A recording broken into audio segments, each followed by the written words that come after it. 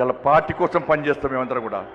ప్రతి భారతీయ జనతా పార్టీ కార్యకర్త జై శ్రీరామ్, భారత్ మాతాకి జై అని నేను భారతీయ జనతా పార్టీ కార్యకర్తలని చెప్పి తలెత్తుకొని సగర్వంగా తలెత్తుకునే విధంగా పనిచేస్తుంది తప్ప పార్టీకి తల వంచే పని చేయనన్నా.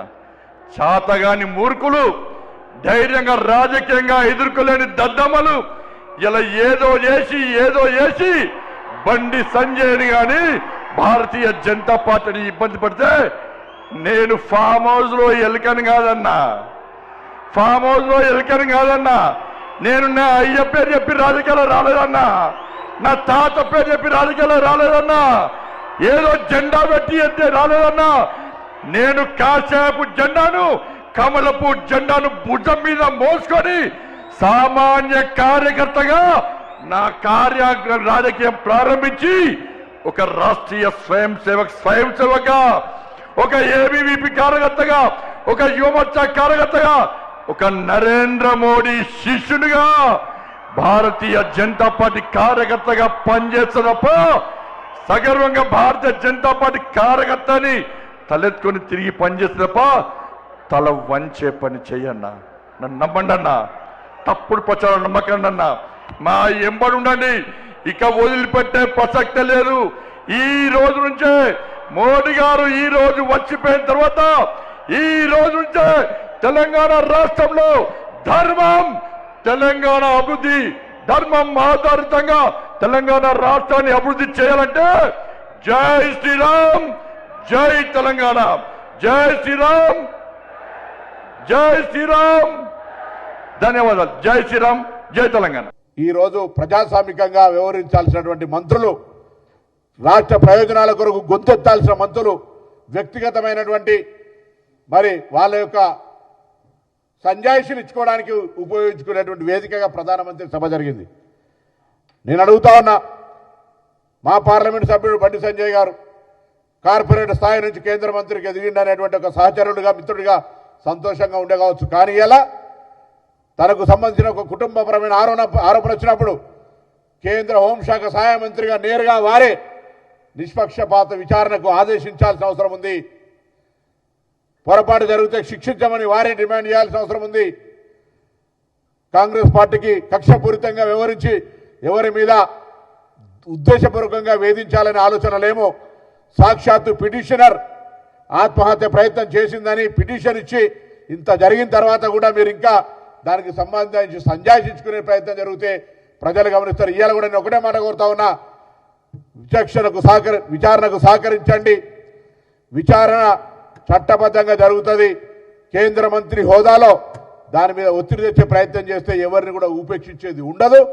ఆ విధంగా ముఖ్యమంత్రి గారు ఆదేశాలు ఇచ్చినారు. నేను కూడా ఉదయం సైబరాబాద్ సిపి గారితో మాట్లాడి విచారణ నిష్పక్షపాతంగా సమాజంలో ప్రజలు హర్షించే విధంగా, ముఖ్యంగా తెలంగాణ అక్కా చెల్లెళ్ళు మాకేదైనా అన్యాయం జరిగితే ఎంత ఒత్తిడి ఉన్నా ఈ ప్రభుత్వం నిలబడి వాళ్ళకు అండగా ఉంటుంది అనేటువంటి విధంగా వ్యవహరిస్తుంది అనేటువంటి విశ్వాసాన్ని కలగజేసే బాధ్యత తెలంగాణ రాష్ట్ర పోలీసు మీద ఉందని ఈ సందర్భంగా మరొకసారి వారికి చెప్పడం జరిగింది. నేను విశ్వాసం ఇస్తా ఉన్నాం, ఎటువంటి ఆ కుటుంబం ఆందోళన చెందే అవసరంలే. తప్పకుండా ఎటువంటి వివక్షత లేకుండా, ఎవరిపైన కక్ష సాధింపు లేకుండా బరాబర్గా చట్టం తన పని తాను చేసుకుపోతుంది. విచారణ జరుగుతుంది. ఇందులో మా కొంత కుల సంఘానికి సంబంధించిన ప్రతినిధులు ఏదో ప్రభుత్వాన్ని కొంత వ్యక్తులను బదనాం చేసే ప్రయత్నం చేస్తారు. వీళ్ళు ఎవరు కూడా కులాల ప్రస్తావన, బీసీలు, ఎస్సీ, ఎస్టీల ప్రస్తావన లేదు. అమ్మాయి కూడా సేమ్ ఆ కులానికి సంబంధించిన అమ్మాయి కాబట్టి ఇక్కడ ఎవరు కూడా రాజకీయం చేసే ఆలోచన లేరు. అయితే పెద్ద మనుషులు, కుల పెద్ద మనుషులుగా ఇష్యూను పంచాయతీ చేసి పెళ్లి చేస్తారా, పంచాయతీ చేస్తారా, ఏం చేస్తారో మీ ఇష్టం. అండర్ ఏజ్ ఉన్నప్పుడు దానికి ఉండే చట్టం ఉన్నటువంటి నిబంధనలు ఏం చేస్తారో మీ ఇష్టం. కానీ ఇవాళ ఆ అంశానికి ప్రభుత్వానికి సంబంధం లేదు. ప్రభుత్వం ఫిర్యాదు వచ్చినప్పుడు తప్పకుండా స్పందిస్తుంది.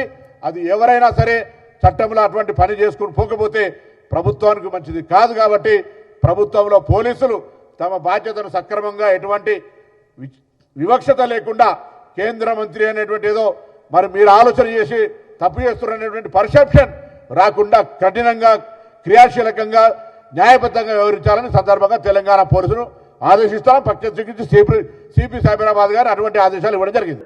అదే కుటుంబంలో జరిగినటువంటి ఒక ఇన్సిడెంటు పార్టీకు అది సాహసం లేదు. It's a legal matter. Law will take its own course of action. Bandi Sanjay గారు మా నేత, మా మినిస్టరు, ఆయనకు ఈ యొక్క దీంతో ఎపిసోడ్ సంబంధం లేదు. ఒకవేళ వాళ్ళ కుటుంబ సభ్యులు ఏమైనా ఇన్వాల్వ్ అయి ఉంటే that will be investigated by the police. నేను అన్నదేంటి, రేవంత్ రెడ్డి గారు అన్నారు కదా మా Muslim is Congress, Congress is Muslim అని. నరేంద్ర మోదీ కొత్తగా ఏమన్నాడు? వీళ్ళు అన్నదే ఆయన రిపీట్ చేసిండు.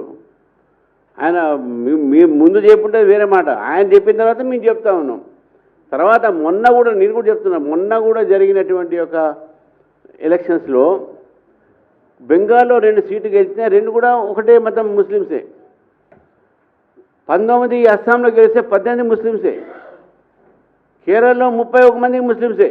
అంటే వాళ్ళు గెలవద్దు ముస్లిం కాదు, అంటే వాళ్ళు టికెట్లు ఇచ్చింది వాళ్ళకే, గెలిపించింది వాళ్ళకే.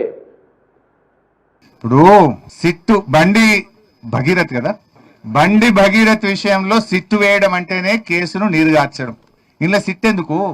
సీదా కంప్లైంట్ ఉంది కదా. అసలు కంప్లైంట్ వచ్చి 4 రోజులైనా ఇప్పటిదాకా ఎందుకు అరెస్ట్ చేయలేదు?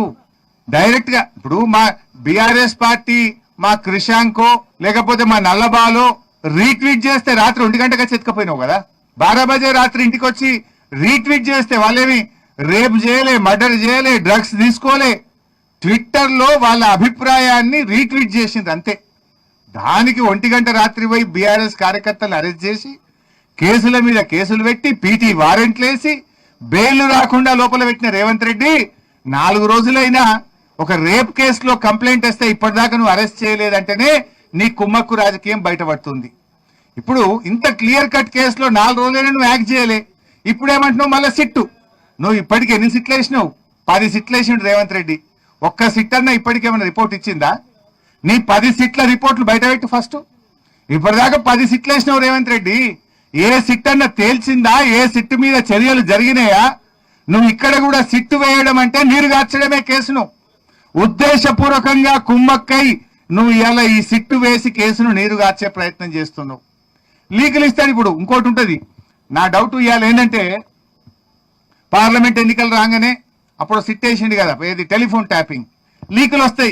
ఇట్లా అయిందట, అట్లా అయిందట, సినిమా యాక్టర్లు అయిందని. మళ్ళీ పార్లమెంట్ ఎలక్షన్ కాగానే తప్పు సినిమా యాక్టర్లు ఎవరిని ట్యాప్ కాలేదు అని మళ్ళీ ప్రభుత్వమే చెప్పింది. మళ్ళా మొన్న సర్పంచ్ ఎన్నికలు, మున్సిపాలిటీ ఎన్నికలు రాగానే మళ్ళీ సిట్టు లీకులన్నీ వచ్చినాయి. అలేవో మొన్న ఎలక్షన్లు అయిపోయినాయి, బంద్ అయింది.